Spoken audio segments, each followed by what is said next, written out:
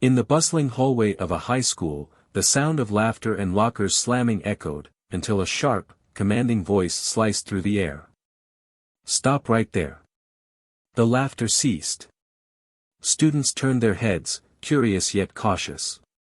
A young girl, confident in her stride, froze as a police officer pointed at her from across the corridor. "You think you can just walk around here dressed like that? You think this is appropriate for school?"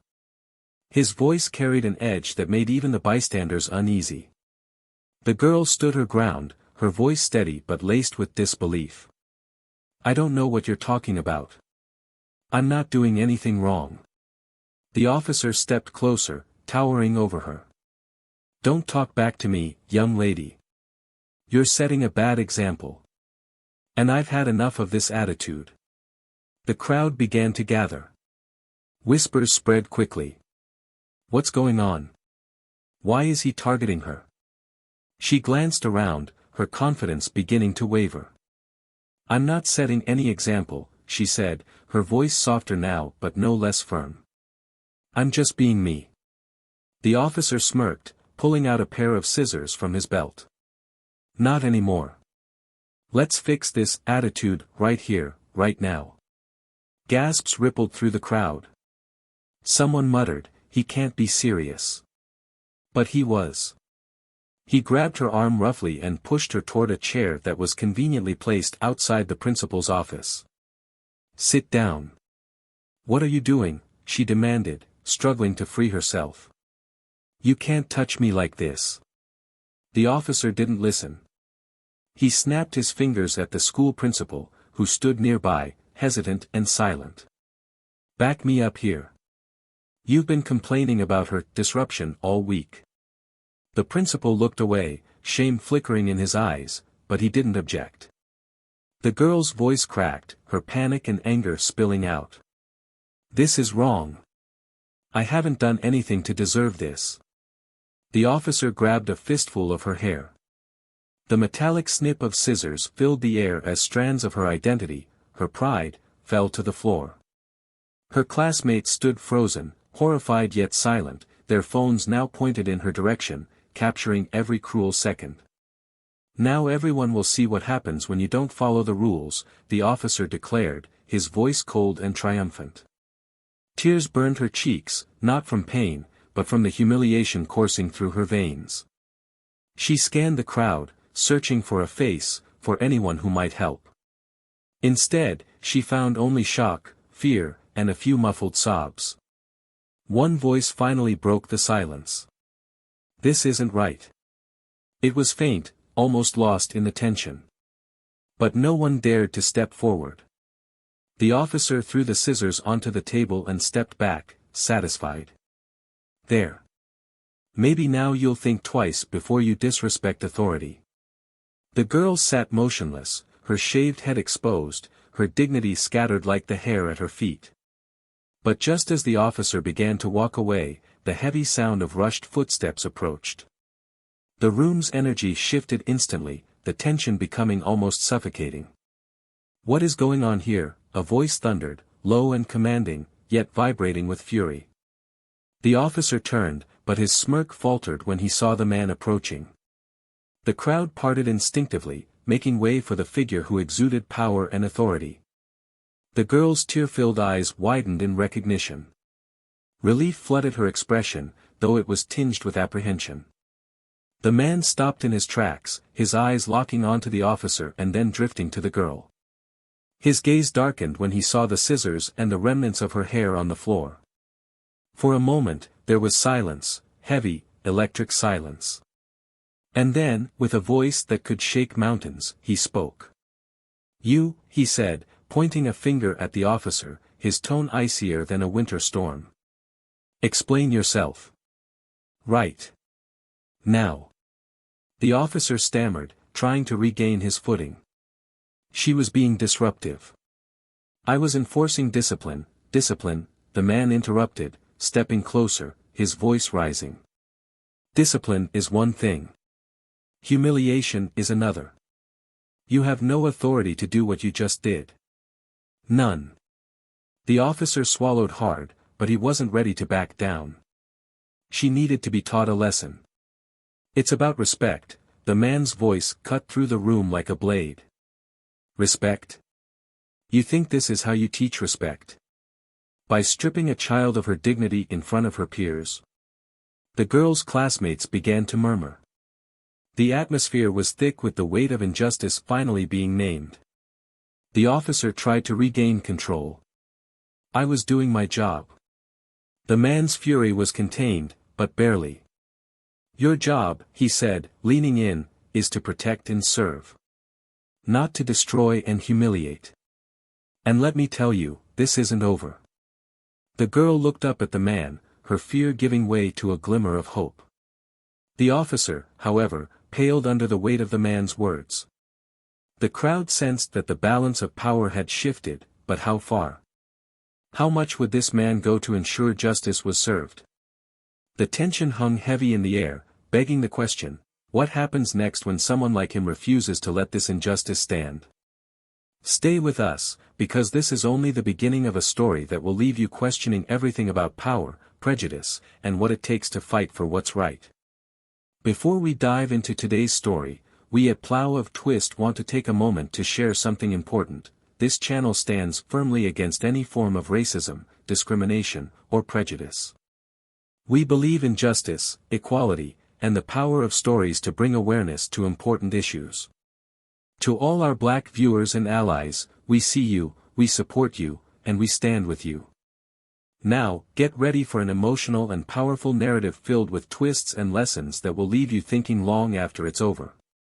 Don't forget to subscribe to the channel for more impactful stories, and let's get into it. Enjoy the story. The day began like any other in the quiet suburb of Brighton Heights.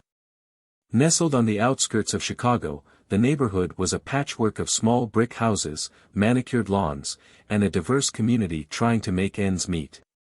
The local high school, Brighton Central, stood as a beacon in the heart of the neighborhood, a place where dreams were nurtured, but also where tension sometimes brewed just beneath the surface. Inside the school, a whirlwind of activity unfolded. Students streamed through the hallways, a mix of laughter, chatter, and the occasional clanging locker creating a chaotic yet familiar symphony. Among them was Naomi Carter, a 16-year-old junior with a magnetic presence that turned heads wherever she went. Naomi was a brilliant student, sharp, ambitious, and fiercely independent. Her deep brown eyes carried an intensity that spoke of someone wise beyond her years, and her hair, braided neatly, was not just a style but a celebration of her heritage. Naomi was the kind of person who made others take notice, not because she demanded attention but because she radiated authenticity. She loved science, often staying after school to work on experiments in the lab, and her dream of becoming a marine biologist was something she talked about often. But her life wasn't without challenges. As one of the few Black students at Brighton Central, Naomi was no stranger to the microaggressions and prejudices that sometimes simmered in the background of her daily life. Her father, Marcus Carter, was her anchor. A seasoned civil rights attorney, Marcus was the epitome of resilience and intellect. Standing tall and always impeccably dressed, he had a calm yet commanding demeanor that often left an impression on anyone who met him. He'd built his career fighting for justice in courtrooms across the state, and his passion for equality was something he instilled in Naomi from a young age. Their bond was unshakable. Marcus often reminded Naomi of her worth, encouraging her to embrace her identity and never back down in the face of adversity.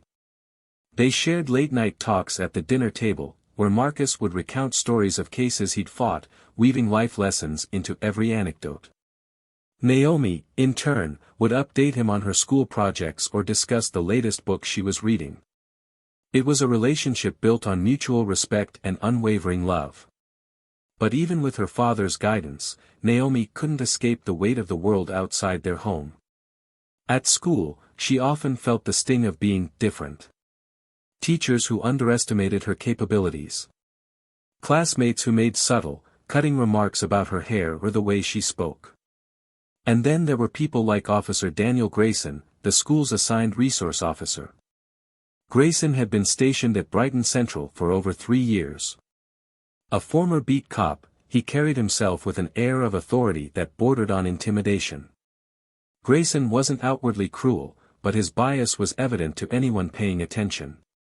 He reserved his sternest lectures and harshest warnings for students like Naomi, often targeting them under the guise of discipline. His presence cast a long shadow in the school, and Naomi had felt its weight more than once. The tension between Naomi and Grayson had been brewing for months. He seemed to single her out during routine patrols in the hallways, questioning her for standing idly by her locker or for speaking too loudly in the cafeteria. Naomi had always managed to keep her composure, refusing to give him the reaction he seemed to want. But it wasn't easy. The school itself was a microcosm of the broader society, its walls painted with inspirational quotes about equality and ambition, while the reality inside told a more complicated story. Teachers like Mrs. Addison, the principal, often turned a blind eye to the inequities that played out daily. Addison wasn't a bad person, but she was a product of her environment, more concerned with avoiding conflict than addressing the root of the issues. Naomi's friend group was small but tight-knit. Jasmine, her best friend since elementary school, was her confidant and biggest cheerleader. Jasmine was a bundle of energy, always ready with a joke or a word of encouragement. Then there was Eli, a quiet but loyal classmate who shared Naomi's love for science and often partnered with her on projects. They were her safe haven in a world that sometimes felt hostile. That day, Naomi had woken up feeling a little off. She couldn't quite put her finger on it, but there was a heaviness in her chest as she packed her bag and headed out the door. The morning passed uneventfully, with the usual routine of classes and chatter. It wasn't until lunchtime that the storm began to brew. Naomi had just stepped into the cafeteria when Grayson appeared, his eyes narrowing as they locked onto her. He was talking to Principal Addison, and though Naomi couldn't hear their conversation, the pointed glances in her direction made her stomach tighten. Moments later, Addison's voice crackled over the intercom, calling Naomi to the office. As she walked down the hallway, the murmur of speculation followed her. By the time she arrived, Grayson was waiting with his arms crossed. Addison sat behind her desk, her expression unreadable. "Naomi," Addison began, "we've been receiving complaints about your behavior. Officer Grayson believes you've been a disruptive influence."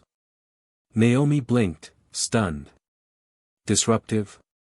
How?" Grayson stepped forward, his voice cold. "Your appearance, for one. We've had parents complain about how unprofessional it looks for a school environment. You're setting a bad example." Naomi's jaw tightened. "My appearance has nothing to do with my education. I've done nothing wrong." Addison sighed, avoiding her gaze. "We just want to address the concerns, Naomi. It's important for all students to adhere to standards." "Standards?"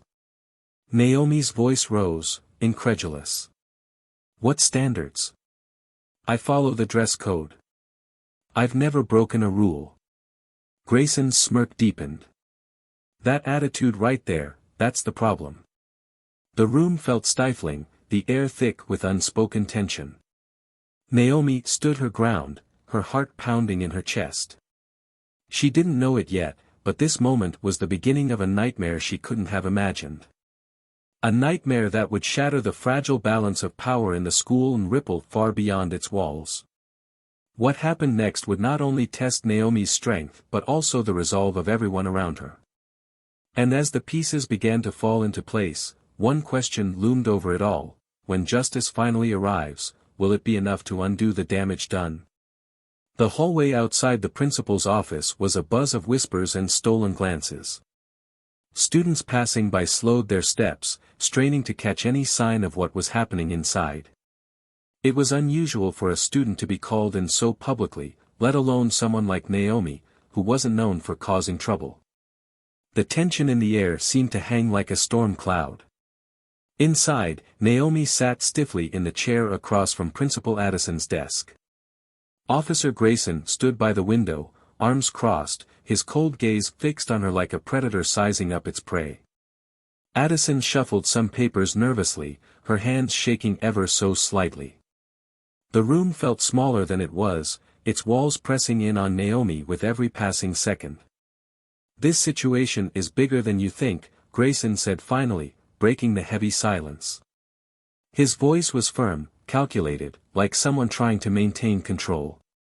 "We've had complaints about your attitude and the way you present yourself."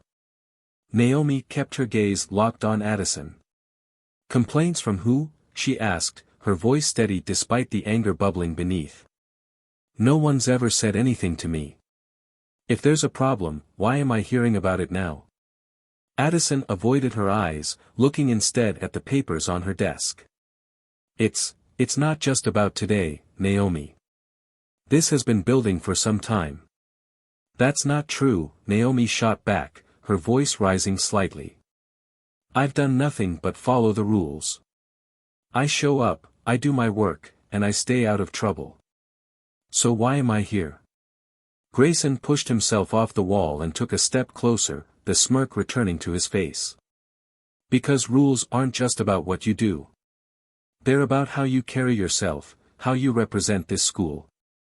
And frankly, you're not setting the kind of example we expect here." Naomi's fists clenched in her lap. "What example are you talking about? My grades are good. I've never been in trouble. So what is it about me that's a problem? Is it because I don't look like everyone else here?" Addison flinched at the accusation, her face reddening. Grayson, however, didn't miss a beat. "Don't play the victim," he said, his voice dripping with condescension. "This has nothing to do with race. It's about respect. Something you clearly haven't learned." Naomi's voice cracked with frustration. "Respect? You don't even know me. You've been targeting me since the day you started here, and for what? Because I won't stay quiet when you treat me differently. Enough." Addison's voice rang out, startling both Naomi and Grayson. She rubbed her temples as if trying to dispel a headache. "Naomi, this isn't helping your case. Officer Grayson is here to maintain order, and his concerns about your behavior." "What behavior?" Naomi interrupted, standing up abruptly. "You still haven't told me what I've done wrong." Grayson took a step forward, his tone colder than ever. "Sit down." Naomi didn't move. For a moment, it felt as if the air had been sucked out of the room. Grayson's jaw tightened, and his hand hovered near his belt where a pair of scissors gleamed ominously. "This isn't a debate," he said, his voice low but threatening. "Sit down." Naomi's chest heaved as she fought to keep her composure. Slowly, she lowered herself back into the chair, her eyes blazing with defiance. Addison cleared her throat, her voice shaky. "I think we can resolve this without making it more dramatic than it needs to be." Grayson shot her a look, silencing whatever else she might have said. He turned back to Naomi, the scissors now in his hand. "You think you're untouchable, don't you? That you can just do whatever you want and get away with it? Well, not today." Naomi's eyes widened as she realized what was about to happen. "You can't." "I can," he interrupted. "And I will. Maybe this will teach you some humility." Addison opened her mouth to protest but closed it again, her fear of confrontation overriding whatever shred of guilt she might have felt. Naomi looked to her for help, but the principal simply looked away, her hands clutching the edge of the desk. The cold metal touched Naomi's scalp, and the sound of the first snip filled the room. It was a sound that Naomi would never forget, a sharp, cutting noise that echoed louder than anything else in her life up to that point. She closed her eyes, fighting back tears as strands of her hair fell onto her lap and the floor around her. "Stop it," she finally screamed, jerking her head away. "This is wrong. You can't do this to me." Grayson grabbed her shoulder, forcing her to stay still. "You're going to learn respect, one way or another." The door to the office creaked open slightly, and for a split second, Naomi thought someone was coming to help. But it was just a gust of wind from the hallway. She was alone. Completely and utterly alone. When it was over, Naomi sat in stunned silence, her shaved head exposed, her dignity scattered like the hair on the floor. Grayson stepped back, looking smug. "There," he said, tossing the scissors onto the desk. "Now you'll think twice before stepping out of line." Naomi looked down at her hands, trembling with a mix of rage and humiliation. She wanted to scream, to fight back, to make him understand the depth of what he had just done. But all she could do was sit there, frozen, as Addison muttered something about filing a report. Grayson moved toward the door, but before he could leave, a voice boomed from the hallway. "What the hell is going on here?" Everyone in the room froze. The voice was deep, authoritative, and laced with an unmistakable fury. Naomi's head snapped up, her eyes wide with recognition. Grayson turned, his smirk faltering for the first time. "Who are you?" The man stepped into the office, his presence filling the space like a thunderstorm. His sharp suit and steely gaze left no doubt that he was not someone to be trifled with. "I'm her father," Marcus Carter said, his voice low and dangerous. "And you're about to explain why my daughter looks like this." The tension in the room reached a breaking point. Grayson opened his mouth to respond, but Marcus raised a hand, silencing him. "Don't even try," he said, his voice shaking with restrained anger. "You just made the biggest mistake of your life." Naomi looked at her father, her tears finally spilling over. For the first time that day, she felt a glimmer of hope. But even as relief washed over her, she knew this was far from over. The storm had only just begun, and its full force was still to come. What would happen next? How far would Marcus go to ensure justice for his daughter? And would it be enough to undo the damage Grayson had caused? The answers were just around the corner, and they would shake everyone to their core. The silence in the principal's office was electric, broken only by the sound of Marcus Carter's footsteps as he crossed the room.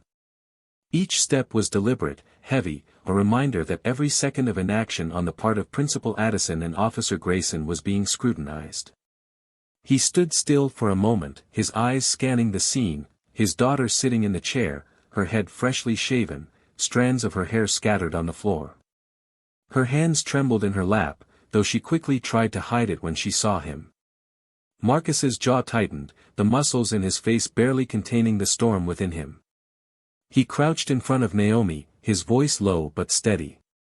"Are you okay?" he asked softly, his eyes locking onto hers. Naomi blinked back tears, nodding, though her expression told a different story. "I'm fine," she whispered, her voice cracking. Marcus reached out, his hand hovering near her face but not touching her, as if afraid his anger might somehow transfer to her. "We'll deal with this," he said firmly. "I promise." He straightened, turning his attention to the others in the room. Principal Addison was pale, her hands clutching the desk as if it were the only thing keeping her upright. Grayson, on the other hand, stood with his arms crossed, his smirk long gone but his arrogance still present in the way he held himself. "What's your explanation?" Marcus asked, his voice like a blade slicing through the tension. His question wasn't directed at anyone in particular, but his eyes lingered on Grayson. Grayson shifted his weight, trying to appear unaffected. "I was doing my job. Your daughter has been a disruption. Marcus cut him off, his voice rising slightly. "Is that what you call this? Humiliating a child in front of her peers? Shaving her head without her consent? That's your idea of discipline?" Grayson's face flushed, but he didn't back down. She needed to learn respect. Her attitude. Marcus's laugh was bitter, sharp. "You're telling me that a trained officer, someone sworn to protect and serve, felt so threatened by a teenage girl's attitude that he resorted to this? Spare me." Addison cleared her throat, attempting to regain some semblance of control. "Mr. Carter, I think we need to discuss this calmly." Marcus's gaze snapped to her, his voice icy. "You sat here and let this happen. You're as complicit as he is." Addison flinched but didn't argue.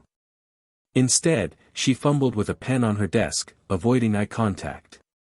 I didn't know it would escalate like this. Escalate? Marcus repeated, his anger building. You didn't know. Or you didn't care enough to stop it. Which is it? Grayson stepped forward, his tone defensive. Look, I followed protocol. If you have an issue with that, take it up with the school board. Oh, I will, Marcus said, his voice dropping to a dangerous calm. But before I do, you're going to explain to me, right here, right now, what gave you the right to touch my daughter. Grayson hesitated, the weight of Marcus's words settling over him. I don't have to explain myself to you. You don't. Marcus stepped closer, his towering presence forcing Grayson to take a step back.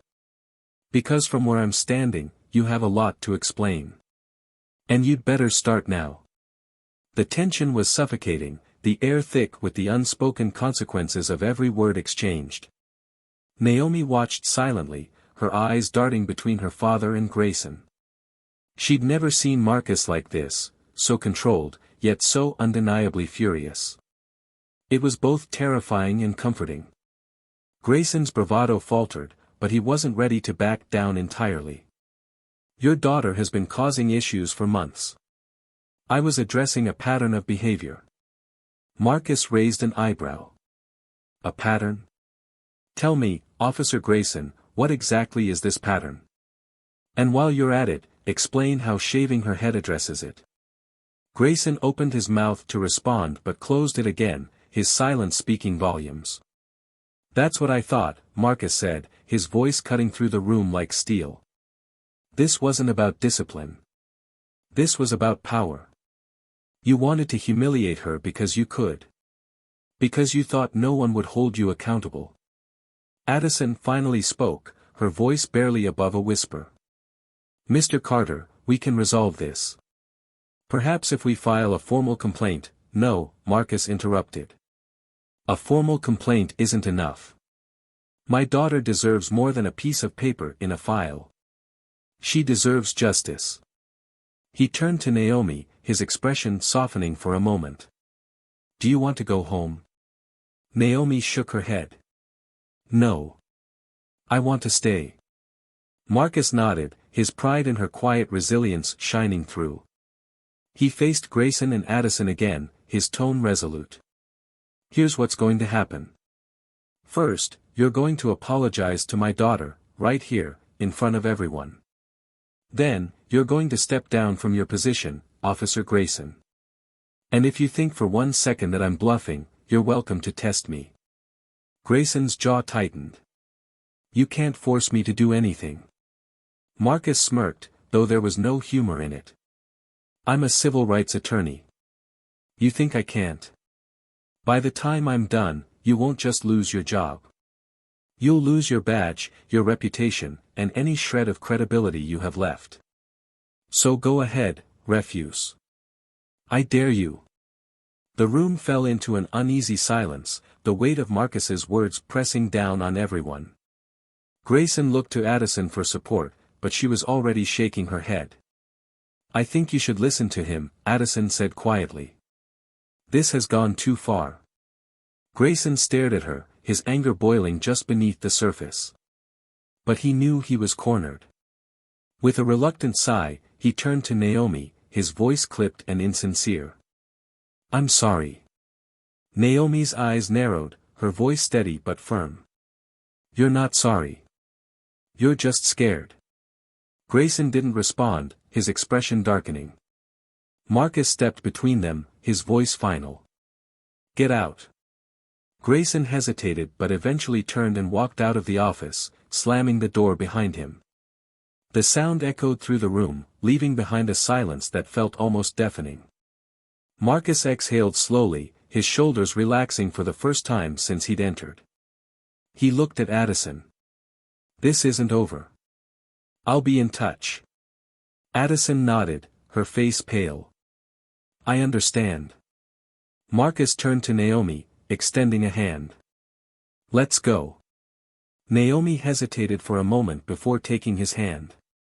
As they walked out of the office, the eyes of students and teachers followed them, their silence a mix of shock, awe, and respect. The hallways seemed quieter than before, the tension from earlier replaced by an unspoken understanding. Marcus didn't say anything as they walked to the car, his grip on Naomi's hand firm but gentle. It wasn't until they were seated inside that he finally spoke. "You're stronger than you know," he said softly. "And I'm so proud of you." Naomi looked at him, her eyes welling with tears. "I don't feel strong." Marcus smiled, his expression warm and reassuring. "You are. And this, what happened today, it doesn't define you. It defines him." Naomi nodded, her resolve slowly returning. She didn't know what the future held, but for the first time in hours, she felt like she could face it. And Marcus, true to his word, was already planning his next move. This wasn't just about Naomi anymore. It was about ensuring that no one else would ever have to endure what she had. And he wouldn't stop until justice was served. The ride home was heavy with unspoken emotions. Naomi stared out the window, watching the familiar streets of Brighton Heights blur into a kaleidoscope of colors as her father drove in tense silence. The air between them was thick, not with anger, but with something deeper, unanswered questions, unresolved feelings, and the raw, simmering pain of what had just happened. Marcus finally broke the silence, his voice measured but heavy with emotion. "Naomi," he began, glancing at her through the rearview mirror, "I need you to tell me everything. Don't leave anything out."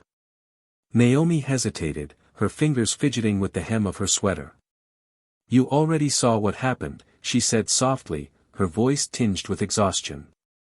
Marcus shook his head. "I saw the aftermath. I need to understand what led up to it. I need to know how far this man has gone before today." Naomi drew in a shaky breath, the words tumbling out before she could stop them. "It's not just today, Dad. It's been happening for months. Grayson, he's always had it out for me. He stops me in the hall for no reason, asks me where I'm going like I'm sneaking around. Last month, he said my hair was distracting." She swallowed hard, her voice breaking. "I ignored it because I thought it would blow over. I thought if I kept my head down, he'd get bored and leave me alone." Marcus's hands gripped the steering wheel tighter, the knuckles turning white. "Why didn't you tell me?" "I didn't want to bother you," Naomi admitted, her eyes dropping to her lap. "You're always so busy with work, fighting for other people. I thought I could handle it." Marcus pulled over abruptly, turning to face her fully. "Naomi, listen to me," he said, his voice low but intense. "You are never a bother to me. Never. Do you understand that?" Naomi nodded, tears streaming down her face. "I just didn't think it would go this far," she whispered. "I didn't think he'd do this." Marcus reached over, placing a hand gently on her shoulder. "You should never have had to think about how far someone like him would go. That's not on you. It's on him." They sat there for a moment, the car engine idling as the weight of their words hung in the air. Finally, Marcus spoke again, his tone firm. "This is bigger than Grayson now.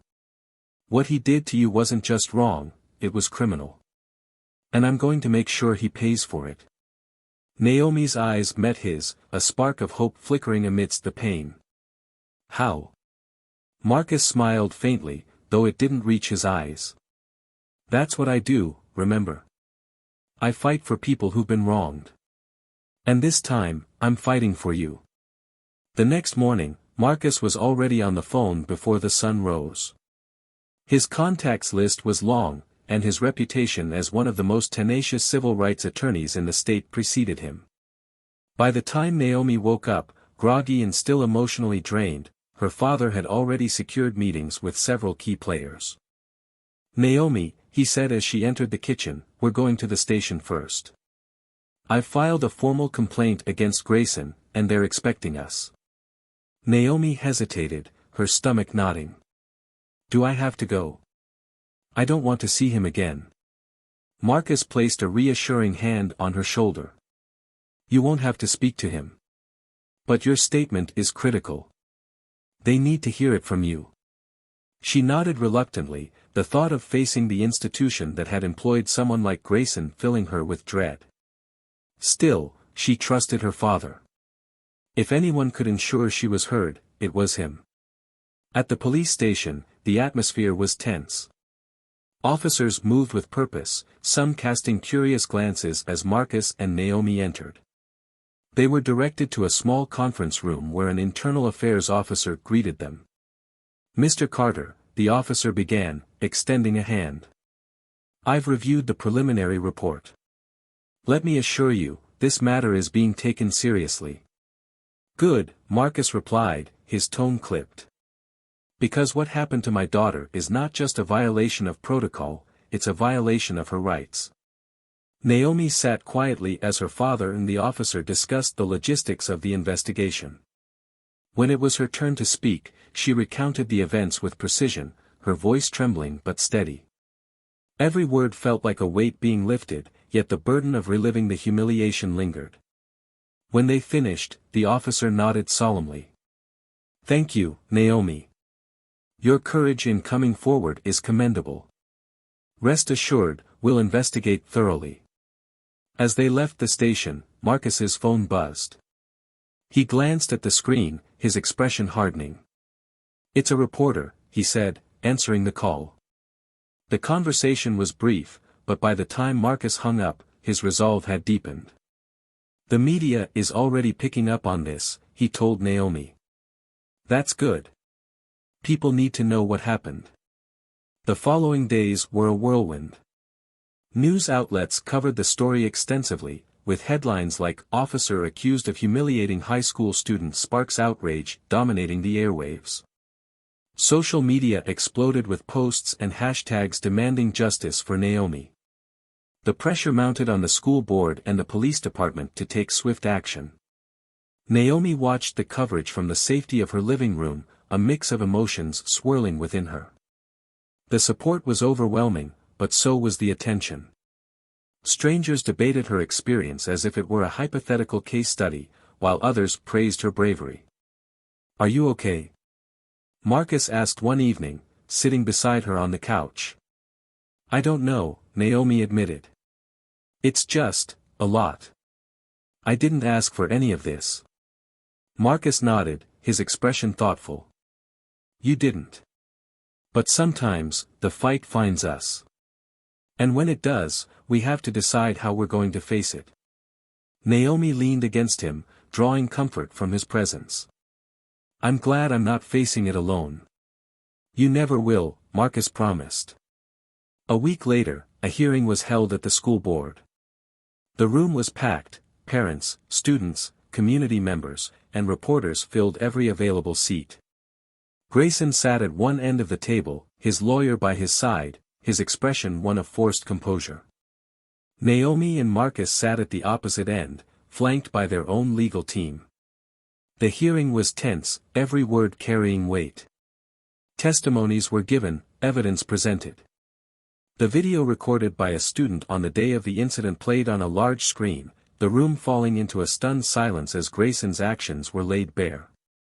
When it was Marcus's turn to speak, he stood with the poise of someone who had spent his entire career preparing for this moment. "What happened to my daughter was not just a personal attack, it was an attack on the values we claim to uphold as a community. We entrust our schools and our officers with the responsibility to protect, to nurture, to serve. What Officer Grayson did was the opposite of that. And if we allow this behavior to go unchecked, we're sending a message that justice only applies to some of us." The room erupted into applause as Marcus sat down. Even Naomi couldn't help but feel a swell of pride at her father's words. By the end of the hearing, the board voted unanimously to terminate Grayson's contract and refer the case to the district attorney for further action. Naomi exhaled a breath she hadn't realized she was holding, relief washing over her. As they left the building, a crowd of supporters cheered for Naomi and her father. Marcus placed a hand on her back, guiding her through the throng of cameras and microphones. "It's not over yet," he said quietly. But we're one step closer. Naomi looked up at him, a small smile breaking through her exhaustion. Thank you, Dad. For everything. Marcus smiled back, his voice firm but warm. This is what family does. We fight for each other. The days following the school board's decision were a whirlwind of emotions and activity. The official termination of Officer Grayson's employment felt like a victory, but it also left lingering questions. What would happen next? Would the legal case Marcus had set in motion hold up under scrutiny? And how would Naomi rebuild her confidence after such a public ordeal? Naomi sat in her room, scrolling through her phone. Social media was flooded with posts about her story. The hashtag Justice for Naomi trended for days, and while the overwhelming support was comforting, the constant attention felt suffocating. Everyone seemed to have an opinion, some praising her courage, others questioning the necessity of such a public outcry. People are so quick to judge, Naomi muttered under her breath. She locked her phone and leaned back in her chair, staring at the ceiling. The quiet of her room was a stark contrast to the chaos outside. Her mind replayed the events of the hearing, her father's powerful words, and the look on Grayson's face when the decision was announced. It wasn't satisfaction she felt, it was exhaustion. A soft knock on the door pulled her from her thoughts. Marcus entered, carrying 2 cups of tea. Thought you could use this, he said, placing one on her desk. Naomi offered a weak smile. Thanks, Dad. Marcus pulled up a chair and sat across from her, his expression unreadable. How are you holding up? I don't know, she admitted, wrapping her hands around the warm mug. It feels like everything is moving so fast. One minute I'm just trying to survive high school, and the next, I'm this. This? Marcus tilted his head. Naomi gestured vaguely. This person everyone's talking about. This, symbol of something bigger. It's overwhelming. Marcus nodded, his gaze steady. It is bigger, Naomi. What happened to you is part of a much larger problem. But you don't have to carry the weight of that alone. I know, she said softly. But it still feels like too much. Marcus leaned forward, his tone gentle but firm. You didn't choose this fight, Naomi, but you're handling it with more strength than most people twice your age. And you're not alone in this. I'm here. Your friends are here. Even strangers who've never met you are standing behind you. Naomi looked down at her tea, her voice barely above a whisper. What if it doesn't change anything? What if people just forget about it in a week? Marcus reached out, placing a reassuring hand on hers. Change doesn't happen overnight. But every step, every voice, every story matters. And your story has already made an impact. Look at how many people are talking about it. That's a start. Naomi nodded, the weight in her chest easing slightly. I just don't want this to define me. It won't, Marcus said with certainty. It's a part of your story, but it's not the whole story. You get to decide who you are and what you do with this experience.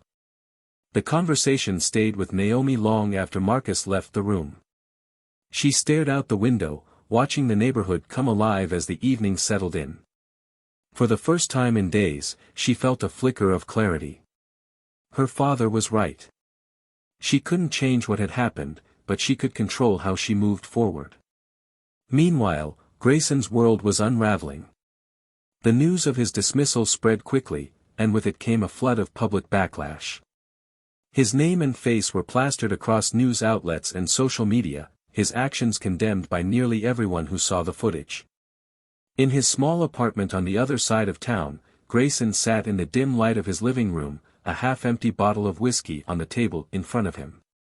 The walls seemed to close in on him as he stared blankly at the television, which played a news segment about the case. Former school resource officer Daniel Grayson faces public outrage following allegations of abuse of power, the anchor reported. Legal experts suggest that civil and criminal charges may follow. Grayson's grip tightened around the glass in his hand. He turned off the TV with a sharp click and leaned back, the silence of the room pressing against him. For years, he'd prided himself on being a disciplinarian, someone who maintained order and commanded respect. But now, the very traits he once considered strengths had become his undoing. His phone buzzed on the coffee table, and he hesitated before picking it up. It was his lawyer, a man he'd hired in a panic after the school board hearing. "Grayson," the lawyer's voice crackled through the speaker, "I've gone through the preliminary case files. It doesn't look good." Grayson rubbed his temple, his frustration mounting. "I didn't break the law. I was enforcing discipline." "You humiliated a minor," the lawyer shot back. "On camera. In front of witnesses. That's not discipline, that's abuse. And the Carters aren't backing down. Marcus Carter is a heavyweight, and he's already filed civil charges. You need to prepare for the possibility of criminal charges as well." Grayson slammed the glass down, spilling whiskey onto the table. "This is ridiculous. They're blowing it out of proportion." "It doesn't matter what you think," the lawyer said bluntly. "What matters is how this plays in court. And right now, you don't have much of a defense." Grayson hung up without another word, his anger boiling over. He stood and paced the room, his mind racing. For the first time, he felt the weight of consequences he couldn't control. Back in the Carter household, Marcus was working late into the night. His office was cluttered with case files, notebooks, and legal briefs, all part of his effort to ensure Grayson faced the full extent of the law. Naomi peeked in, her curiosity outweighing her fatigue. "Still at it?" she asked, leaning against the doorframe. Marcus looked up, his expression softening. "This is important, Naomi. Every detail matters." She stepped into the room, her eyes scanning the papers spread across his desk. "Do you think he'll go to jail?" "It's possible," Marcus said.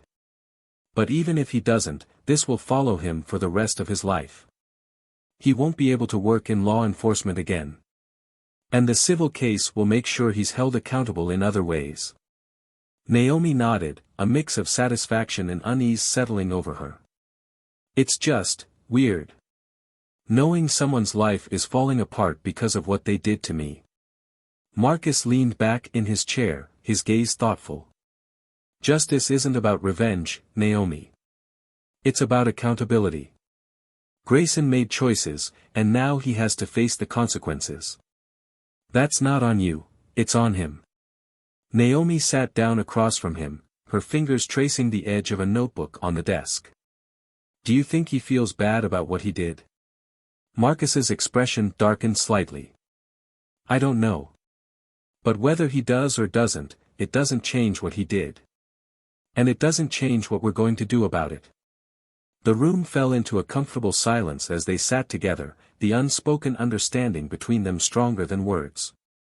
For Marcus, this fight was far from over. But for Naomi, the first glimmers of closure were beginning to take root. The following morning, Naomi woke up to the sound of muted voices drifting up from the kitchen. She rubbed her eyes, the tension from the past weeks still heavy in her chest. The sunlight streaming through the blinds seemed indifferent to the emotional weight she carried. Slowly, she got up and made her way downstairs, her footsteps light against the hardwood floor. In the kitchen, Marcus was seated at the table, his laptop open, and papers spread out in front of him. Across from him sat Jasmine, Naomi's best friend, her bright energy a welcome presence despite the solemnity in the air. "I told you she wouldn't be sleeping much longer," Jasmine said with a grin, turning to face Naomi. "You've got people out here working overtime for you." Naomi managed a small smile as she slid into a chair beside her friend. "What's going on?" "Your dad is planning world domination," Jasmine quipped, motioning toward the piles of paperwork. "Or at least the kind that gets people like Grayson out of the picture for good." Marcus gave Jasmine a patient look before turning his attention to Naomi. "We've been working on the next steps. The civil suit is moving forward, and I've been in contact with the district attorney's office. They're reviewing the case for criminal charges. Naomi sighed, her gaze falling to the table. It just feels like it's never going to end. It will, Marcus said firmly. But these things take time. The important part is that we're holding him accountable. Jasmine leaned forward, her voice softer now. You know everyone at school is on your side, right? People who never spoke out before are starting to. Teachers, students, even parents. This isn't just about what happened to you, it's about changing the way things are. Naomi nodded, her throat tightening with emotion. It's just hard to feel like things are changing when it still hurts so much. Jasmine reached over, squeezing her hand. That's because you're still in the middle of it. But I promise, from the outside, it's clear how strong you've been. People see it, Naomi. They're inspired by it. Naomi gave her a small, grateful smile. Thanks, Jazz. I don't know what I'd do without you. Probably sit around being miserable, Jasmine said with a wink, lightening the mood just enough to make Naomi laugh. Marcus watched the interaction quietly, his heart swelling with pride for his daughter's resilience. But beneath his calm exterior, he was still grappling with his own frustrations. Despite the progress they'd made, the emotional toll on Naomi was undeniable, and he couldn't shake the anger he felt toward Grayson. Every step of the legal process felt too slow, too detached from the pain his daughter had endured. As if sensing his thoughts, Jasmine turned to him. Mr. Carter, you've got this, right? Like, you're going to make sure Grayson never does this to anyone else. Marcus looked at her, his expression resolute. That's exactly what I'm going to do. Later that afternoon, Naomi and Marcus were invited to a community town hall organized by parents and local activists in support of their case. The event was held in the gymnasium of a nearby community center, where rows of folding chairs were set up facing a small stage. Naomi hesitated as they entered, her nerves kicking in at the sight of so many people. Do we really have to do this? She whispered to her father. Marcus placed a reassuring hand on her shoulder. You don't have to say anything if you don't want to. Just being here sends a message. As they took their seats near the front, the buzz of conversation filled the room. Familiar faces from their neighborhood, teachers, and even a few classmates smiled and nodded at Naomi, their silent support both comforting and overwhelming. Jasmine waved from the back row, her presence a steady anchor in the sea of strangers. The event began with a speech from a local activist, a middle-aged woman named Ms. Harper whose fiery words ignited the crowd. She spoke about systemic injustice, the importance of community action, and the need to hold people like Grayson accountable. Her passion was contagious, and Naomi found herself sitting up straighter, her heart pounding with a mix of nerves and determination. When it was Marcus's turn to speak, he stood confidently, his presence commanding the room. What happened to my daughter was not an isolated incident, he began, his voice steady but charged with emotion. It was a symptom of a larger problem, a problem that's been allowed to persist because too often, people like Grayson face no consequences for their actions. The crowd murmured in agreement, and Marcus continued. But this time, things are different. This time, we're not backing down. And with all of you standing with us, I have no doubt we'll see justice served. Naomi's chest swelled with pride as the crowd erupted into applause.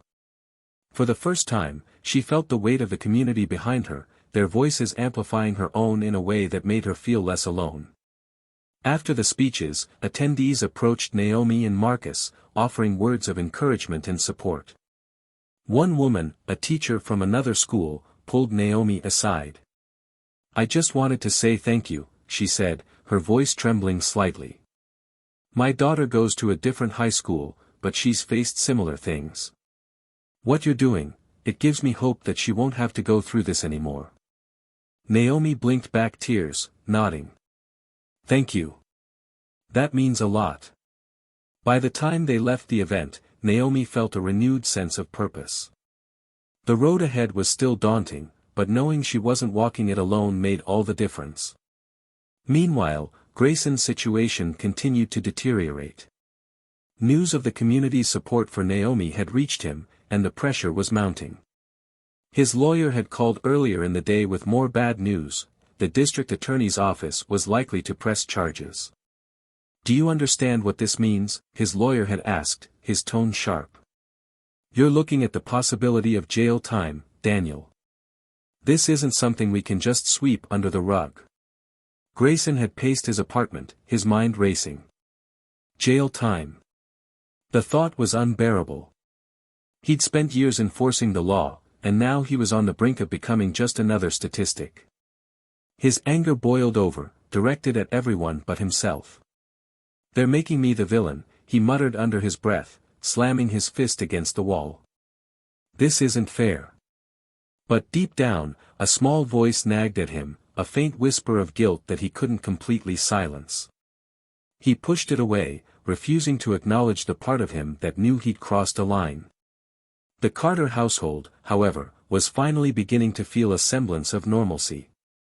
Naomi spent her evenings catching up on schoolwork and texting with Jasmine, while Marcus worked tirelessly to prepare for the upcoming trial. The case had drawn national attention, and the pressure was immense, but Marcus thrived under it. Every argument, every piece of evidence he gathered brought them one step closer to justice. One evening, as they sat together in the living room, Marcus turned to Naomi. "I've been thinking," he said. "When this is all over, we should take a trip. Somewhere far away from all of this." Naomi looked at him, surprised. "Really?" Marcus smiled. "Really. You've been through enough, and I think we both could use a fresh start. Somewhere quiet, peaceful. Maybe by the ocean." Naomi's face lit up for the first time in weeks. "I'd like that." "Good," Marcus said, his smile widening. "Because you deserve it." For the first time in what felt like forever, Naomi felt a sense of hope, not just for the future, but for the possibility of healing. The journey wasn't over, but for now, she was content to take it one step at a time, knowing her father, and an entire community, had her back. The courtroom was packed, the air thick with tension and anticipation. Naomi sat beside her father at the plaintiff's table, her hands clasped tightly in her lap. The civil trial against Grayson had captured national attention, and the room buzzed with the presence of journalists, activists, and community members who had come to support her. Grayson sat across the room, his face pale but his jaw clenched in defiance. His lawyer leaned over to whisper something to him, but he barely acknowledged it. The weight of the accusations and the public scrutiny had clearly taken their toll. For the first time, the man who had once wielded authority so easily looked small and powerless. As the judge entered and the room fell silent, Naomi felt her father's reassuring hand on her shoulder. Marcus's presence grounded her, his calm confidence reminding her that she wasn't alone. He had fought tirelessly to bring them to this moment, and now it was time for justice to be served. The proceedings were methodical, each side presenting their arguments with precision. Marcus's closing statement, however, was the moment that would stick in everyone's minds. He stood before the jury, his voice steady and commanding. "This case is not just about what happened to my daughter," he began, his gaze sweeping the room. "It's about the kind of society we want to build. A society where people in positions of power are held accountable for their actions. A society where no child has to experience the humiliation and pain that Naomi endured." He paused, letting his words sink in. Officer Grayson used his authority to intimidate, to harm, and to strip a young girl of her dignity. That is not discipline. That is not justice. And that is not acceptable. The jury deliberated for hours, but when they returned, the verdict was clear.